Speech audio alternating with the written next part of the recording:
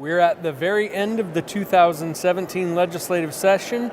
With just about a week left to go, where are we at with our next 2-year operating budget? Well, as you can see, we're taking a break from budget talks right now. We have passed the House budget and it's been sent over to the Senate. The House budget is controlled this year by the Democrats, since they're the majority party, and it asks for $8 billion in new taxes to cover McCleary and to cover other things that they felt were necessary. The Senate passed their budget prior to that, and as I said, we're getting close to the end of the session, and both budgets do not match. The Senate operating budget has no tax increases in it, and it still covers all of our needs, including McCleary. So again, we're going to be looking at perhaps an extended session due to the fact that both budgets are so far apart. And I'm hoping that won't occur so I can get back to the district and work with all of my friends and constituents back home. What about the other budgets the legislature deals with, the capital and transportation budgets? Well, first of all, let's talk about the capital budget. The capital budget basically is not contentious. It's pretty much a budget that everybody agrees on.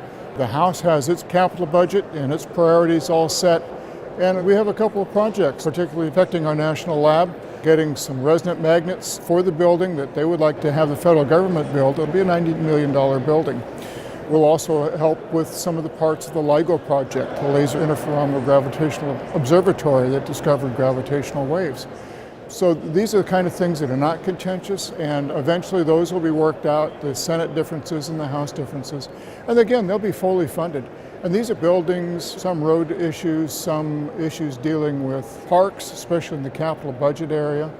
When we talk about the transportation budget, obviously that deals with transportation issues and road safety that helps our community as well as other communities across the state. And neither budget seems to be contentious right now, coming from the House and the Senate.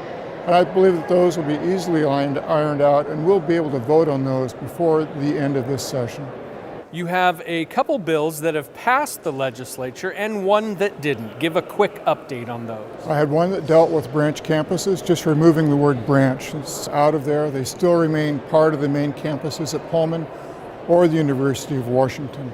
The second bill dealt with small businesses and how they can work with community colleges, continue to work with community colleges without having a drop dead date where the relationship expires. And this will help small businesses grow by training their employees in new skills and also strengthening skills they have now. The other bill that did not pass was the bill dealing with Hanford worker health care issues. I have pledged to work on that during the interim with both those who were not for it and the people that brought it forward. It's very important that we make sure that our workers at Hanford are kept healthy and safe at all times. And that's always been the goal of the Department of Energy as well as the Hanford site and the contractors, and I'm going to help make that happen.